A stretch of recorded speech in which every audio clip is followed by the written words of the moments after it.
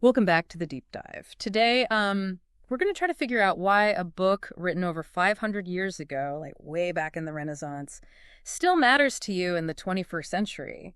Mm-hmm. Get ready to dust off those thinking caps because we're diving into The Praise of Folly by Erasmus of Rotterdam. Yeah, what's fascinating about this book is that it's not like your typical, boring history lesson. Right. Erasmus uses satire and wit to expose human flaws. Okay. And let me tell you, his observations are as sharp and relevant today as they were back then. Okay, so the Renaissance, for those of us who haven't cracked open a history book in a while, Yeah. could you set the stage for us? What was going on back then that made a book like this so impactful? Well, imagine a world emerging from the Middle Ages. Okay. Where the church held immense power and traditional ways of thinking were being challenged. Right. The Renaissance was all about rediscovering classical knowledge. Okay. Embracing human reason and questioning long-held beliefs. Gotcha. It was a time of immense intellectual and artistic flourishing. Right. And the praise of folly landed right in the middle of it, like a comedic bomb. Oh, wow. So Erasmus was basically throwing shade at everyone Oh, yeah. during this time of massive upheaval. Talk about bold. Tell me more about this book. Okay. What's the setup? Well, the brilliance of this book lies in its structure. Okay. Erasmus creates this character Folly, like personified, who delivers this long, hilarious speech praising herself Oh, wow. and all sorts of human vices. Okay. It's genius because by having Folly be the narrator, Erasmus can criticize society in a way that's both entertaining and thought-provoking. So it's like he's sneaking in these really sharp critiques Yes. under the guise of humor. Who were some of his main targets? Oh, he didn't hold back. Okay. Erasmus went after everyone, Like, from the church to philosophers to politicians. oh, wow. He saw hypocrisy everywhere he looked, and he wasn't afraid to call it out. Okay. For instance, he criticizes the clergy for being more concerned with rituals and appearances than actual piety. It's almost as if Erasmus could foresee the televangelist scandals of today. Wow. So he was basically predicting reality TV centuries before it happened. Yeah. That's wild. But it makes you think maybe human nature hasn't changed all that much, right? Exactly. Okay. And that's what makes the praise of folly so timeless. It speaks to these universal truths about our tendency toward self-deception, Okay. our love of absurdity, Got it. and our willingness to follow blindly. Okay. We see these same follies playing out today just in different forms. Okay, so Erasmus takes aim at the church. Who else gets caught in his crosshairs? Well, he also skewers philosophers for making their ideas so convoluted and inaccessible to ordinary people. It's like he's calling out academic jargon Right. and elitism centuries before it became a thing. That's hilarious. I can totally see him roasting some stuffy professor on Twitter today for using words nobody understands. Yeah. But did he stop there? No. Surely he ruffled some other feathers, right? Oh, absolutely. Okay. He even critiques humanists, Humanist. his own intellectual circle, for Real. being too focused on style over substance. Interesting. It's a reminder that even those who champion reason and progress can fall prey to their own forms of folly. So no one was safe from Erasmus's wit. No. That's amazing. But all this criticism, Yeah. it begs the question, what did he want to achieve with all this? Did he offer any solutions, or was he just pointing out problems? That's a great question. Yeah. And it's one that scholars have debated for centuries. Okay. Some argue that Erasmus was more interested in exposing folly Yeah. than in providing concrete solutions. Right. He wanted people to recognize their own blind spots Okay. and to think critically about the world around them. So it was more about sparking self-reflection and Yes. debate Yes, than offering a step-by-step guide to fixing society. exactly. Okay. He believed that by laughing at ourselves, by acknowledging our own capacity for foolishness, we could take a step towards being a little less foolish in the future. Okay. He was laying the groundwork for a more enlightened society, even if he didn't have all the answers himself. That makes sense. It's like he was saying, hey, we're all a bit messed up, but at least let's be aware of it Yeah. and try to do better. So the praise of folly is basically a giant wake-up call disguised as a comedy routine. That's a great way to put it. Okay. And it's this unique blend of humor and social commentary that makes the book so captivating and influential even today. Okay, so we've talked about the targets of Erasmus's satire Yes. and the idea that he was trying to spark a change in thinking. Yeah. But how did this one book actually manage to impact European culture? Was it an immediate bestseller, or did it take a while for its influence to spread? Well, The Praise of Folly wasn't an overnight sensation, but its impact grew steadily over time. Okay. It helped to popularize humanism, Humanism. which was this intellectual movement that emphasized the importance of human reason, classical learning, and individual potential. Got it. Erasmus was a key figure in this movement, and his book helped to spread these ideas to a wider audience. So it was like he was giving people a new lens through which to view the world. Exactly. Okay. He was challenging the old rigid ways of thinking and offering a more nuanced, human-centered perspective. Gotcha. And what's remarkable is that he did all this through satire, which was a pretty radical approach at the time. Yeah, I can't imagine a book like The Praise of Folly being a bestseller today, let alone back then when things were so much stricter. Right. So how did people react to it? Was it controversial? Oh, absolutely. It ruffled a lot of feathers, especially among those in power. Oh, I bet. The church, in particular, was not amused by Erasmus's critiques. Yeah. But that's the thing about satire. What's that? It has this way of sneaking past defenses and making people think about things they might not otherwise want to confront. That's so interesting. It's like he was using humor as a weapon to challenge the establishment. Yes.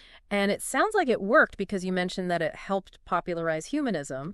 What were some of the other ways The Praise of Folly influenced European culture? Well, for one, it helped legitimize social criticism. Okay. And satire as tools for change. Okay. Before, Erasmus' satire was often seen as frivolous or even subversive. Gotcha.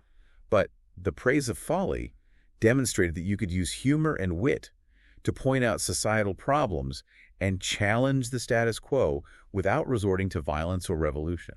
So it's like he gave people a new way to fight for change using words and laughter instead of swords and protests? Precisely. No. And that was a huge shift in thinking. It paved the way for later satirists like Jonathan Swift and Voltaire, who also used humor to critique their societies and push for reform. Okay. It's amazing to think that this one book written in a small town in the Netherlands helped to shape the way we think about satire and social commentary today. Wow, that is incredible. We've talked a lot about how The Praise of Folly took aim at the church.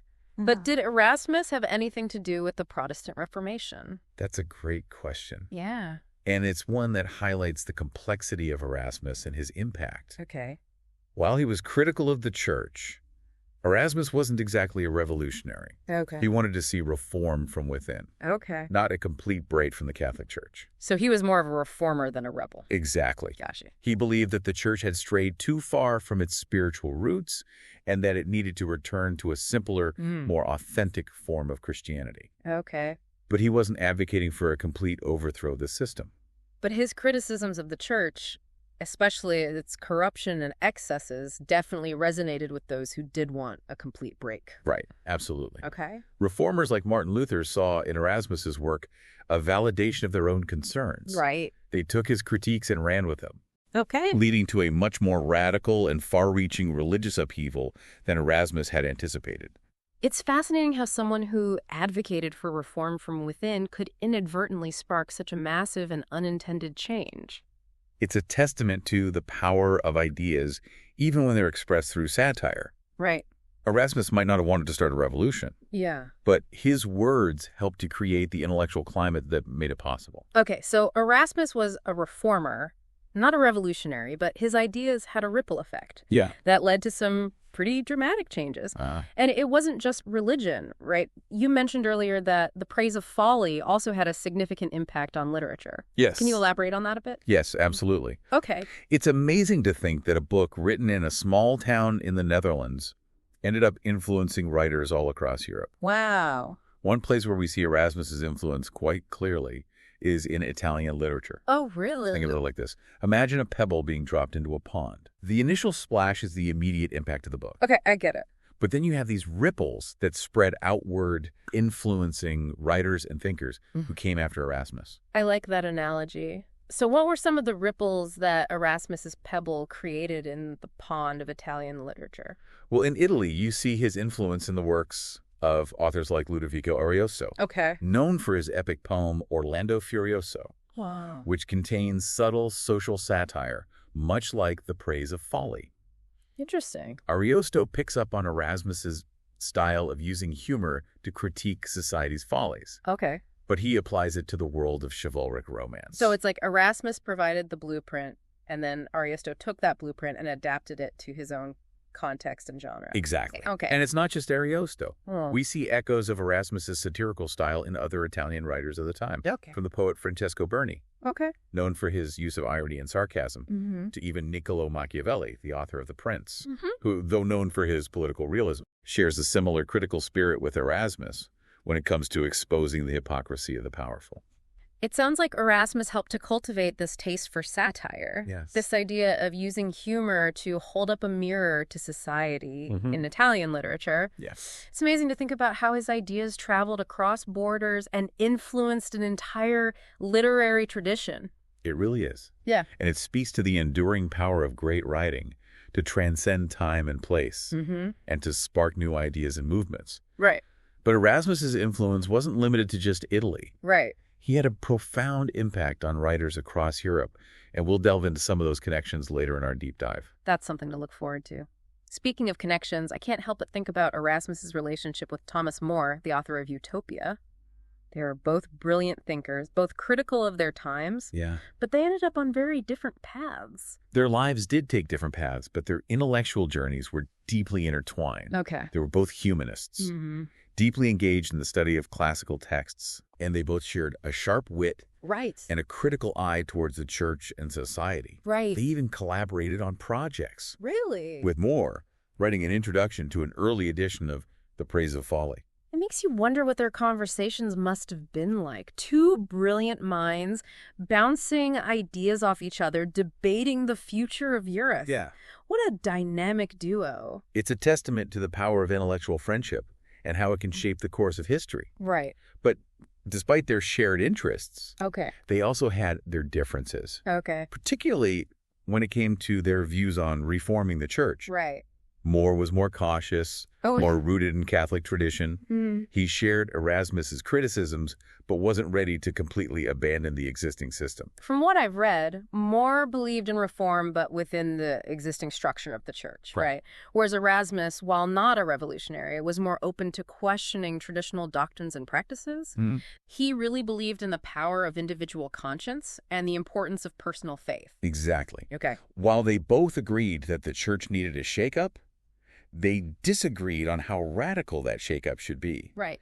And their differing approaches ultimately led them down very different paths, with More tragically executed for his refusal to support King Henry VIII's break from Rome. It's a stark reminder that even the closest of friends can have fundamental disagreements, and that those disagreements can have profound consequences. It's a reminder of the complexity of human relationships Right. and the challenges of navigating turbulent times. Yeah. But even though More and Erasmus ultimately diverged on their views of the church, Okay. their friendship and intellectual exchange left a lasting mark on both of them. Hmm. They helped to shape each other's thinking Right. and to push each other to think more deeply about the issues of their day. It's a testament to the power of dialogue Okay. and the importance of engaging with different perspectives even when we disagree. Well said. Okay, so we've talked about the impact of the praise of folly on humanism, the Reformation Italian literature, and even the dynamics of Erasmus's friendship with Thomas More. Yeah. But no work of this magnitude goes unchallenged. Mhm. What were some of the criticisms of the book? Mhm. Did everyone love it? Oh, absolutely not. Right. Even a masterpiece like The Praise of Folly has its detractors. Okay, so what did they say? Some critics argued that Erasmus was too focused on simply pointing out the problems without offering any concrete solutions. Okay.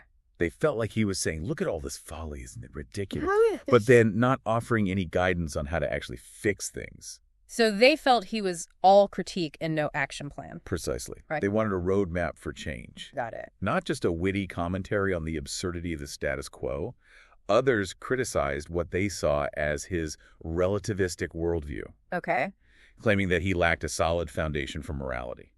So like no moral compass. Yeah, they felt like he was tearing down existing structures without providing a clear alternative. So they're basically saying, okay, you've shown us all the problems, but now what? Where do we go from here? Exactly. Gotcha. They were looking for answers, for a clear set of principles to guide them in a world that seemed to be spinning into chaos. Yeah. And some even accused him of hypocrisy, Oh, wow. arguing that he was too comfortable criticizing from the sidelines without actively engaging in the messy work of reform. So they felt like he was all talk and no action. In a way, yes. They wanted him to get his hands dirty, to put his ideas into practice and show them how to build a better world, not just point out all the ways the existing world was falling apart. No, whether these criticisms are fair or not is a matter of debate. Right. But they do highlight the complexities of Erasmus's work Okay. and the challenges of translating satire and social commentary into meaningful action. It's interesting to see how a book that seems so lighthearted and humorous on the surface can generate such intense debate and criticism. Yeah. But I guess that speaks to the power of the praise of folly to provoke and challenge us even centuries later. Absolutely. It's a book that continues to spark conversation and debate. Right. And I think that's a testament to its enduring relevance. It's not a simple book with easy answers. Yeah. It's a complex, multifaceted text Oh, okay. that challenges us to think critically about ourselves, Right. our institutions, and the very nature of folly itself. Okay, I'm ready for a little break from all this deep thinking. Okay. My brain needs a chance to process all this information. We've covered so much ground in this first part of our deep dive. Uh-huh. We've explored the satirical targets of the praise of folly, its impact on European culture, Yes. the complex relationship between Erasmus and the Reformation, Right. his intellectual bond with Thomas More, and even the criticisms leveled against the book. What stands out to you the most from everything we've discussed so far? Honestly, I'm struck by how a book written over 500 years ago, in a time so different from our own, can still feel so relevant today. It's like Erasmus tapped into these universal truths about human nature, our tendency towards folly, our hypocrisy, Yeah. our love of absurdity. Yes. And those truths are still just as true today as they were back then. I agree. And I think that's what makes the praise of folly so enduring. It speaks to these timeless aspects of the human experience. Right. It reminds us that we're all capable of being foolish, Yeah. no matter how smart or sophisticated we think we are. I think that's a good place to pause for now. Okay. But we're not done yet. Join us in the next part of our deep dive as we delve into a more challenging and often overlooked aspect of Erasmus's legacy, his complicated relationship with anti-Semitism. It's a topic that requires nuance and careful consideration. Right. And we'll explore how Erasmus's words, even if unintentionally, could contribute to a climate of prejudice and discrimination. Welcome back to our deep dive into the praise of folly. As we promised, we're going to explore a more challenging aspect of Erasmus's legacy, Okay. his relationship with anti-Semitism. Yeah, this is a topic that often gets glossed over in discussions of Erasmus, but it's important to understand the full impact of his work, even the uncomfortable parts. Exactly. And it's a complex issue, one that requires nuance and careful consideration. Remember, we're not here to put Erasmus on trial, Right. but to examine how his words, even if unintentionally, could contribute to a climate of prejudice. So before we dive into Erasmus specifically, can you give us some context? What was the state of anti-Semitism in Europe during his time?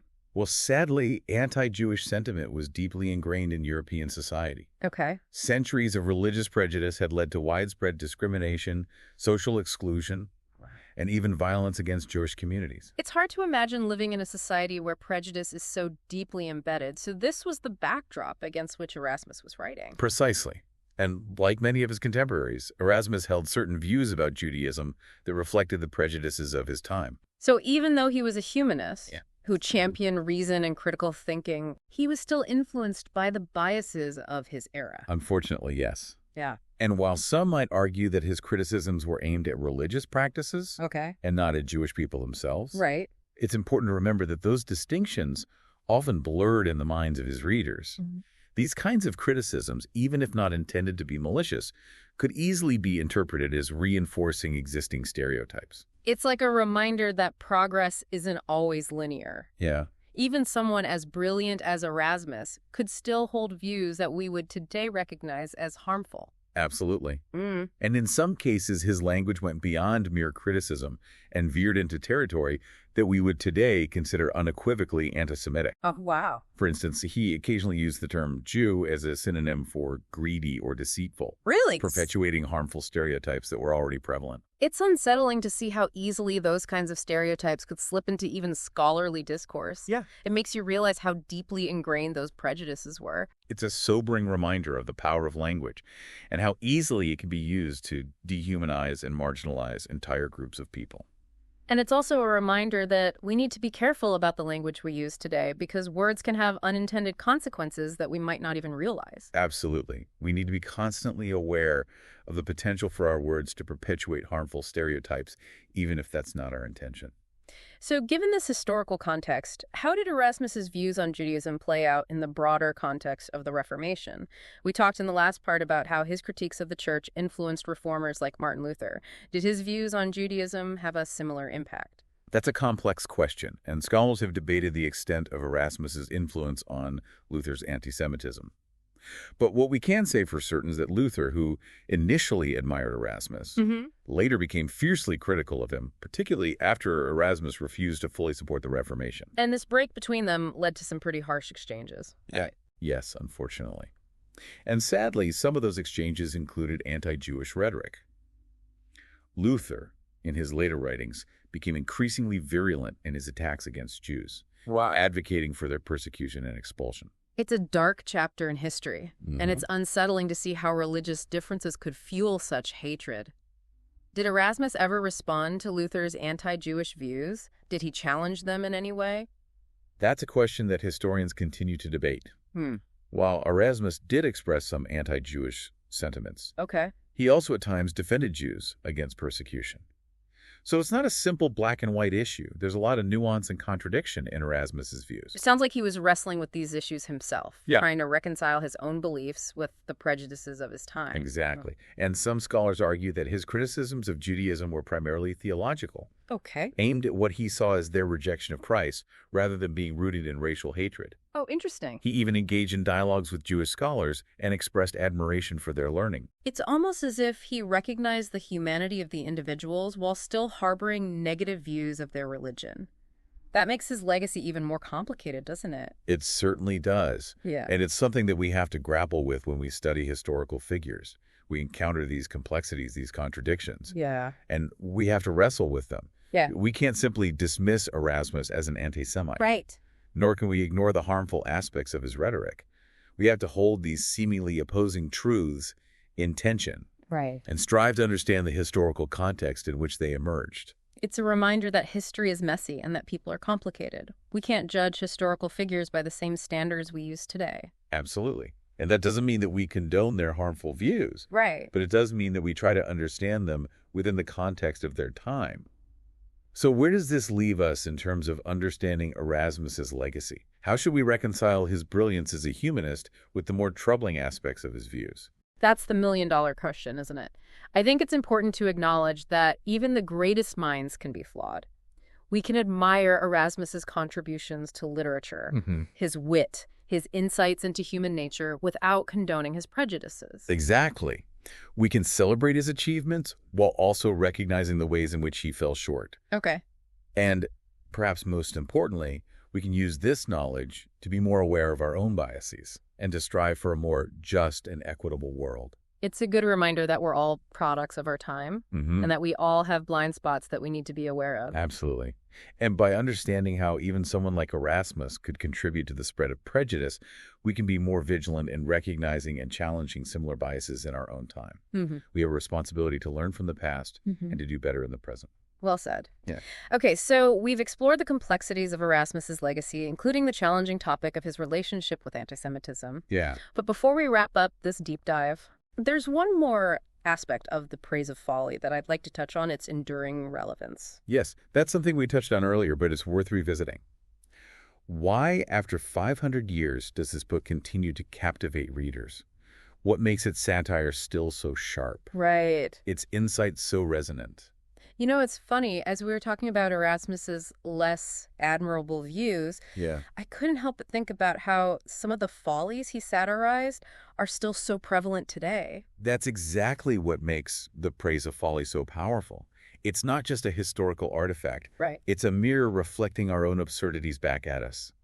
The same follies Erasmus skewered hypocrisy, greed, the pursuit of power. That's crazy. They're all still very much alive and well in the 21st century. It's like he had this uncanny ability to see through the surface of human behavior and expose the timeless follies that drive us. It's both hilarious and a little bit depressing. I agree. But I think there's also something hopeful about the fact that we can still relate to a book written so long ago. It means that we're still grappling with the same fundamental questions about human nature. Right. About the meaning of life. About the best way to live. It's comforting to know that we're not alone in our struggles. Yeah. That even the great thinkers of the past wrestled with the same issues we face today. Exactly. And I think that's part of what makes the praise of folly so enduring. It reminds us that we're all part of this long, messy, often absurd human story. And while it might not offer us any easy answers, it does offer us a way to laugh at ourselves. Okay. To find some solace in our shared humanity, and maybe even to glean a little bit of wisdom along the way. That's a beautiful way to put it. So as we wrap up this part of our deep dive, I'd like to leave you with a question to ponder. What follies do you see playing out in our world today? And what can we learn from Erasmus's satire to navigate these challenges with a bit more wisdom and a bit less folly? It's a question worth pondering, and one that we'll continue to explore in the final part of our deep dive. So join us next time as we wrap up our journey through the praise of folly and consider its lasting impact on Western thought and culture. Welcome back to the deep dive. In the last two parts, we've explored the ins and outs of the praise of folly, from its satirical targets to its complex legacy. Yes, we've seen how Erasmus, through the voice of folly, challenged the church, poked fun at philosophers, and basically called out everyone for their hypocrisy and absurdity. But more than just a funny book. The Praise of Folly had a lasting impact on Western thought and culture. It's mind-blowing to think that a book written over 500 years ago could still have so much to say to us today.